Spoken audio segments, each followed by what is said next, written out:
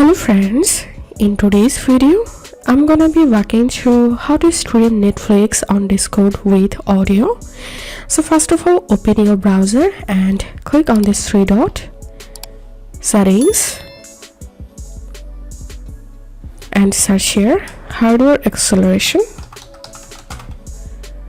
and here you'll find this hardware acceleration. You have to disable this hardware acceleration for your browser.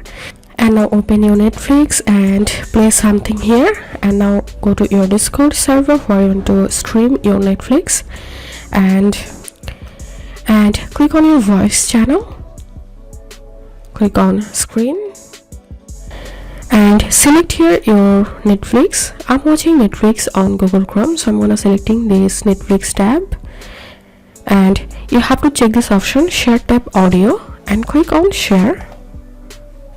And as you can see, I successfully started streaming my Netflix on Discord. So that's how you can do it. If this video helped you, give a thumbs up and please consider subscribe to how to do it. Thank you for watching.